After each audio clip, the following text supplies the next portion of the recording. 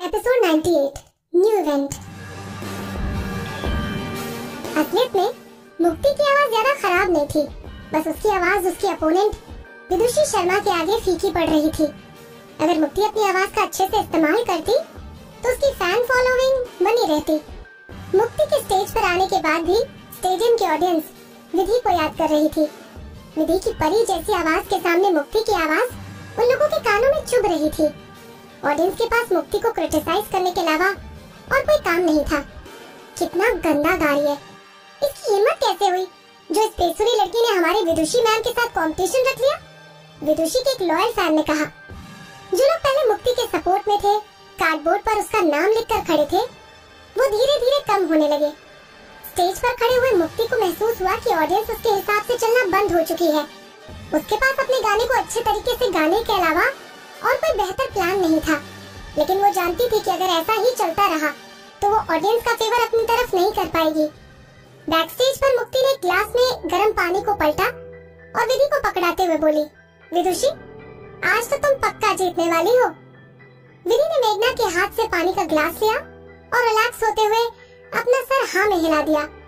विधि ने अपना सर पानी पीने के लिए नीचे झुकाया। मेघना ने विधि को पानी देने से पहले उस पानी में शहद मिला दिया था। मोहित ने मेघना को विधि के गले का ख्याल रखने के लिए बोल रखा था। विधि को पानी पीते देख मेघना बोली, तुम आराम कर लो, बाकी अब हम जब मर्जी यहाँ से जा सकते हैं। ऐसा क्यों? विधि ने अपना सर ऊपर की तरफ उठाया और कंफ्यूज होकर मेघना को देखने लगी। मुक्ति का गाना खत्म होने के बाद इस कंपटीशन का फाइनल रिजल्ट अनाउंस करेंगे। मेरा उस रिजल्ट के लिए यहाँ होना जरूरी होगा, है ना? मेघना जोर से हंसी। यहाँ कोई फाइनल सेगमेंट नहीं होने वाला है। विधि पूरी तरह से कंफ्यूज हो गई। उसको मेघना की बात के पीछे का लॉजिक समझ नहीं आया। किसी भी कंपटीशन के एंड में हमेशा रिजल्ट राउंड तो होता ही है। मेघना ने विधि को आगे कुछ भी समझाने की कोशिश नहीं की और बोली, जस्ट फॉलो मी, मैं तुम्हें एक दूसरा अच्छा शो दिखा कर लाती हूँ।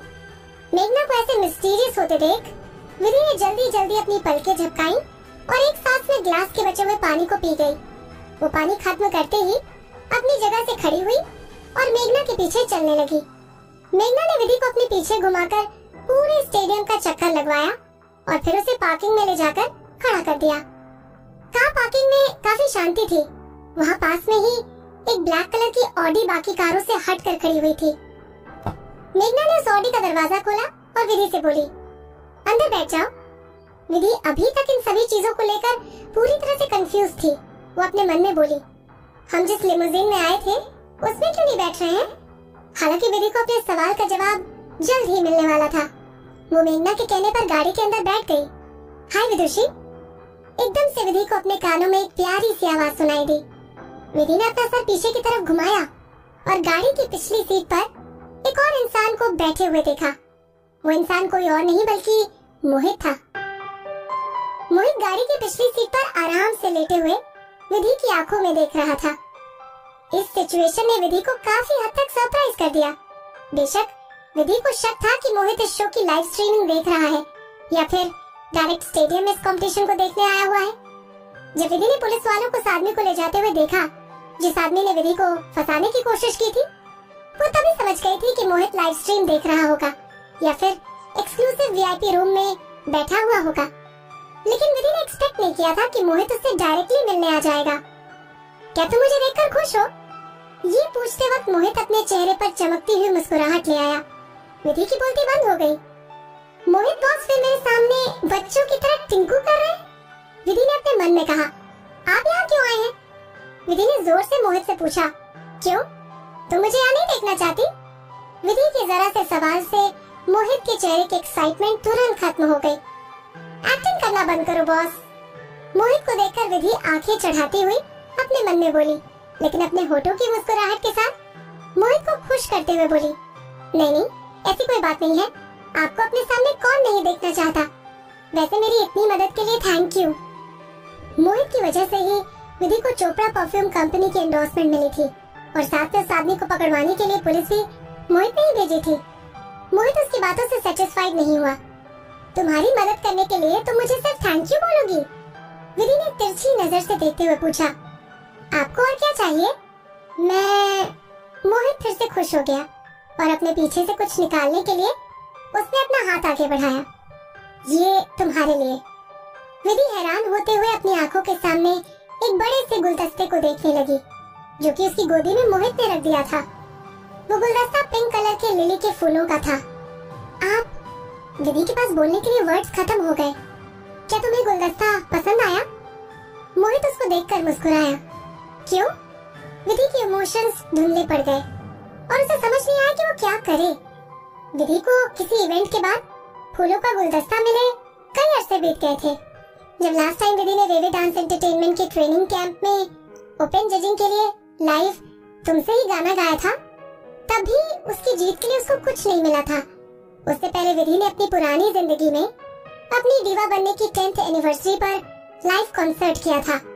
उस कॉन्सर्ट में ही विधि को किसी ने पीठ की तरफ से चाकू मार दिया था, जो कि उसके दिल में से पार हो गया। और उससे पहले 2 साल या 3 साल पहले, जो कि इस समय बिल्कुल 20-30 साल पहले की तरह लग रहा था, आरव और विधि का रिलेशनशिप बहुत अच्छा चल रहा था। विधि जब चाहे आरव को कुछ भी बोल देती थी। आरव उसकी हर विश को पूरी करता था और उसके सारे मूड स्विंग्स को संभालता था। पुरानी जिंदगी में लाइव कंसर्ट के बाद आरव हमेशा उसके लिए गुलाब का गुलदस्ता लेकर आता था। विधि ने हमेशा से ही सोचा था कि आरव और उसकी जोड़ी जिंदगी भर तक रहेगी, लेकिन अब अपने सामने लिली के फूलों का गुलदस्ता देखकर विधि को समझ आया कि सारे प्रॉमिसेस को एक ना एक दिन टूटना ही होता है। ऐसा कोई प्यार नहीं जो आखिर तक किसी का साथ दे दे। अपने हाथों में पकड़े हुए गुलदस्ते की खुशबू विधि को अच्छी लग रही थी, लेकिन इसी गुलदस्ते ने उसको याद दिलाया कि अब वो विधि नहीं रही, बल्कि ये गुलदस्ता विदुषी शर्मा का है। हाँ, वो अब विदुषी शर्मा थी। बेशक वो कभी कभी अपनी पुरानी जिंदगी के प्यार के बारे में सोच लिया करती थी, लेकिन पुरानी बातों को सोचने से उसकी रियलिटी चेंज नहीं होने वाली थी। थैंक यू बॉस, ये फूल बहुत सुंदर है। विधि के चेहरे से अजीब तरह के एक्सप्रेशन गायब हो चुके थे और उसका मन फिर से साफ हो गया था। विधि ने अपना सर ऊपर की तरफ उठाया और मुस्कुराते हुए मोहित से बोली, मुझे ये फूल बहुत पसंद आए। इस पूरे टाइम मोहित की नजर विधि के चेहरे से एक पल के लिए भी नहीं हटी। बेशक वो नहीं जानता था कि लिली के फूलों ने विधि की कौन सी यादें ताजा कर दी। विधि को उसका दिया हुआ गिफ्ट बहुत पसंद आया। मोहित के लिए यही बहुत बड़ी बात थी। अगर तुम्हें गुलदस्ता पसंद आया तो मैं तुम्हें फ्यूचर में यही गुलदस्ता देता रहूंगा, मोहित ने खुश होकर कहा। उसने अपना मन बना लिया कि चाहे विधि उससे कुछ भी छुपा रही हो, वो उसकी यादों को मिटा कर ही रहेगा, जिससे कि विधि सिर्फ उसके ऊपर ही फोकस करे। वो दिन जरूर आएगा। ऑडी धीरे धीरे पार्किंग से बाहर निकलने लगी।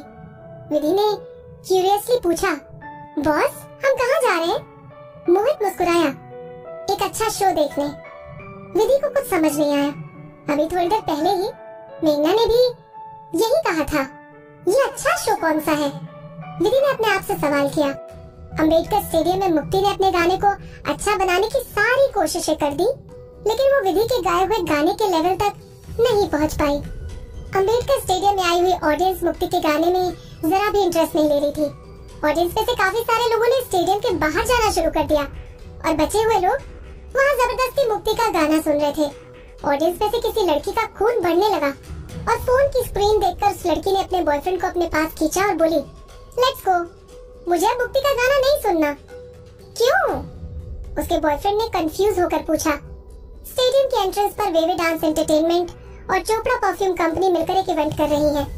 अगर उनको 10,000 कार्डबोर्ड मिल गए जिस पर विदुषी शर्मा आई सपोर्ट यू लिखा हुआ हो, तो वो अपने इवेंट में एविडेंस दिखाएंगे, जिससे पता चलेगा कि विदुषी शर्मा ने दीवा विधि की इंसल्ट नहीं की है। उस लड़की ने कहा, सच में? उसका बॉयफ्रेंड एक्साइटेड होकर बोला, ये तो बहुत बड़ी बात है, चलो यहाँ से चलते हैं। अगर हम लेट हो गए तो इतने बड़े इवेंट को मिस कर देंगे।